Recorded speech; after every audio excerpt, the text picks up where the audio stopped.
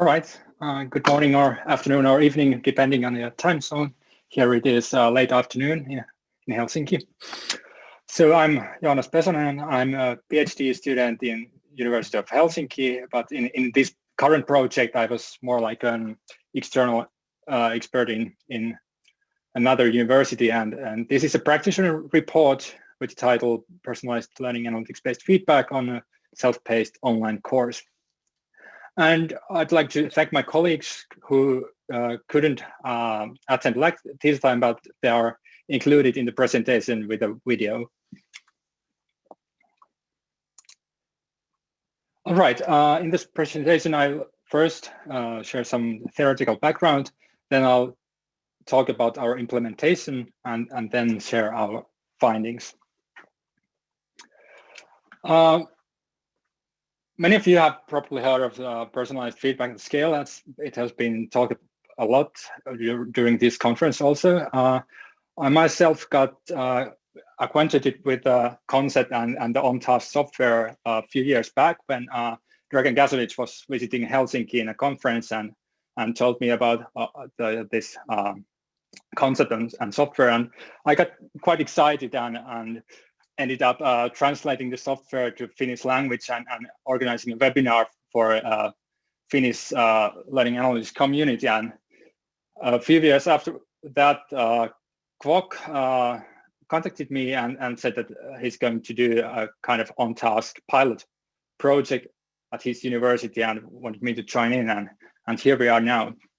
So the basic idea in this personalized feedback at scale is that instead of giving feedback to students individually in courses where there are masses of students, teacher can write some different kinds of feedback messages, and based on data, they will be provided to each student and in a personalized way. And the research evidence on this is building up.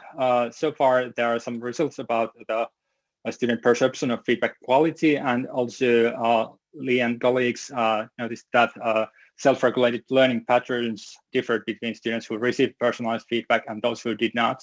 And also during this conference, there have been great presentations related to this theme. You might want to check them up if you haven't already. And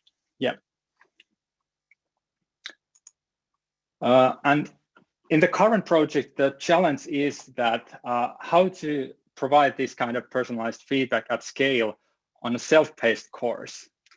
And in a traditional course, it's different because the program is going at a certain pace and all students are supposed to follow the same pace. But as you can see on the figures, in self-paced courses, students might start different times, finish at different times, take a different amount of time to complete a certain part of the course. So it might be kind of tricky to use these methods on a self-paced course. And also, when it comes to self-paced courses, the need for self-regulation is increased because there's less guidance from the teacher and more autonomy for the learners. And especially one sub-process of self-regulated learning and goal setting has been found to be really important. And this paper by Handoka and colleagues, they found that comparing MOOC completers and non-completers, the completers were found to have significantly higher applications of goal setting process. And in the current project, we like to combine goal setting activity with this personalized feedback activity.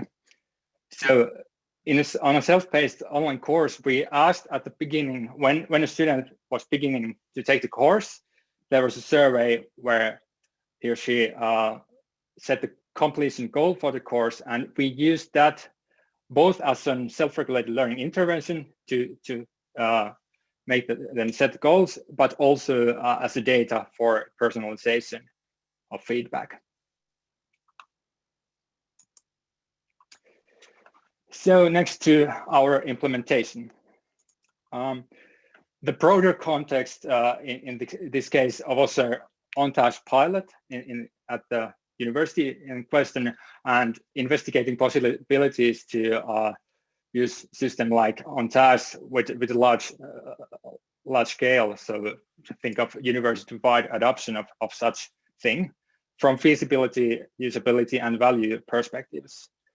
And there was this was conducted during fall 2020 with 3 different courses, 6 instructors, and there was training on task for 4 training sessions, and also the instructors had on-demand on-task support if needed during the semester. But the current presentation only focuses on one of these pilot courses, and it is self-paced business course. And the roles of these authors here. So I was the one providing the on-task training and the on-demand support for the instructors. Outi-Maria was the instructor on the business course, and Kwok was leading this whole on-task pilot project. So this was an intermediate level business course and online, naturally, during the circumstances as we have. There were 216 students enrolled throughout the fall semester of 2020, and 155 of them opted in for this personalized feedback, and 61 opted out. And 65% of these participants were female. And the course in question consisted of 3 different modules. First, there was this enrollment part where the students did the goal setting exercise and also opted in or opted out of the personalized feedback. Then each module had some study material, then a test quiz and an exam. And then there was after these 3 modules, final grade based on the module exams. And the study material consisted of PowerPoint slides, short videos, and book chapters. And those test quizzes were meant to be a support for self-evaluation. And each exam was allowed 2 attempts for the students, and there was a 60-minute time limit in the exam. And passing the exam was required to progress on the course. So regarding the survey in the beginning, this is like straight screenshot from the Moodle platform where the course was arranged. So they selected their plan, in which month they planned to complete the whole course, and they could select from September, October, November, December, or sometime in next year. And then there was this opt-in for the personalized feedback. So they had to choose before starting to actually study the course if they would like to receive the automated personalized feedback messages or not. And then the challenge with the personalized feedback. So when students can start the course at any time during the semester and also complete the course, it's the student population is changing all the time, and on each feedback round we have slightly different population of students involved. But we decided to have like 5 feedback rounds that were set in the calendar, and whichever student population was doing the course at the time received the messages. And here are some examples how we did that with on task. So for example, on the message sent on 30th of September, if completion goal was October and course progress at the moment was goal setting completed, so they hadn't really started with the first module, then they got this kind of message. Hello, first name, you announced that you plan to complete the course in October at the latest. I noticed that you have not yet completed the first module of the course. Have there been any changes to your plans? If you start now, you can still complete the course as planned. The PowerPoint slides found in Moodle help you to check things in paragraphs of the book. And then if completion goal was October and the course progress was module 2 completed, hello, first name, you announced your intention to complete the course by October. You've already completed 2 modules, so you're already ahead of your schedule. Well done. There's only one final module and related exam left. And this meant that we needed to create quite many different messages. So we created this kind of matrices where there was a goal and then course progression, and for each combination wrote a separate feedback message.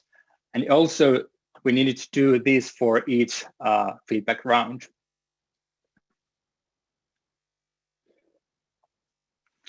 And on each feedback round, we followed the following procedure. So the instructor needed to export a gradebook from the Moodle, and that included the student's completion goal, then the opt-in and opt-out status, and the course progression. Then add a new workflow inside OnTask, and because of the changing student population, we did not trust on updating the workflow in OnTask, but made always a new just to be sure that it works the right way.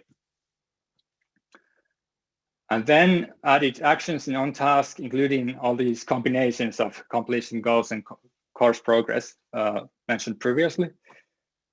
Then excluding those who have opted out, and this could change during the time. So if a student wanted to, after, for example, receiving the first message, he or she could also opt out later, and it was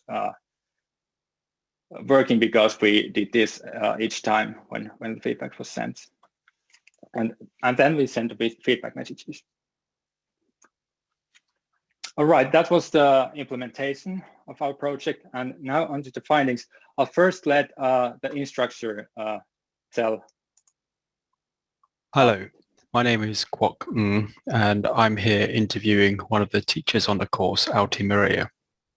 So the first question I have for you is, what was it like to design the course so that you could use OnTask? I was lucky because my course was almost ready for OnTask. It had a clear structure, how students progressed in 3 steps.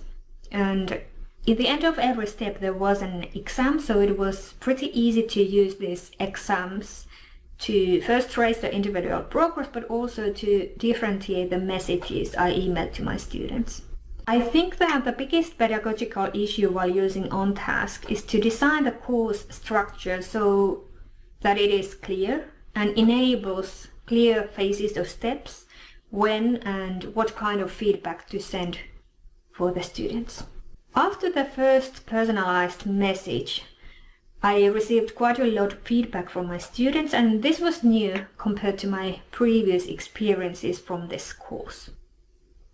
I noticed that even though students were asked whether they want the feedback or not, they still didn't understand that it was automatic.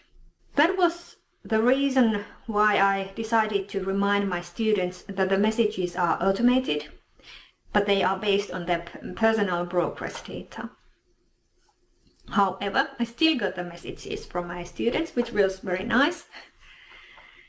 Students commented their success in the course or said reasons why they hadn't done exams earlier, or they just said that they, hey, thanks about reminding about the course. Okay, well, that's really interesting and really good to hear about the benefits of how you've used OnTask. How about if you can just talk a little bit about what were the main drawbacks in using OnTask? The main drawback was that I had to export the progress tables from Moodle and then upload them into OnTask manually. it would have been great if I could use on-task in Moodle. However, it was only a practical drawback, but still I felt it stressful. I found that Moodle has so many options to choose from, and it took a while to find the right and always similar way to export the table. So it was difficult to manage. Afterwards, I think that I had too many different messages. It would have been a lot easier to have about 3 or 4 messages, but I had more than 10 different messages every time I used on-task. Because you have to set the terms and rules manually for each different message content. It is time consuming, and of course it increased the possibility of mistakes. Yes, I see. I suppose that's quite a practical drawback that you mentioned. So for my final question, it is, what do you see as the most beneficial use of on-task for your course? I'm going to use on-task again in my courses because it gave me an easy way to communicate with the big student groups and still keep the message as individual or personal as possible. I also like the feedback from my students. In online courses like this one, students may stay rather faceless, and there's always a big chance that students will slip off the course. But thanks for the on-task. This time the students started the course in a reasonable time and progressed all the time. Yes, that's lovely to hear. Thank you, Maria, for sharing your experiences as a teacher that has used on-task for your course. Back over to you, Joonas. All right, thanks. Joonas, so you have about 3 minutes. Yeah. Then about I have some like descriptive statistics of the results. So was it worth all the hassle? So we believe that it was. Here we see the course completion compared to previous academic years. Of course, there has been many things happening between 2019 and 2020, so we can't really know what has made these effects. But anyway, it's quite a large difference in the completion rate between previous year. And when we look at more detail, the opt-in and opt-out groups, we see that the opt-in group had higher completion rates all the way during the semester. And also what's interesting is looking at the completion goals of the students and if they were achieved. So we have the opt-out and opt-in groups, and it seems that the completion goals were better achieved in the opt-in group. So there were more students doing the course even before their goal and during their goal, and less of those who did not meet the goals. And regarding performance, there was not much difference in the opt-in and opt-out groups, and the performance was slightly better than last time the course was arranged year before. To conclude, on-task worked really well in this self-paced setting, although there was some work to do, but in the end it worked well. And for university-wide adoption, there's some usability improvements needed. For example, better integration with learning management system. And our results in terms of academic achievement are promising, yet deeper analysis is needed in these issues. Thank you, and I'm glad to answer any questions.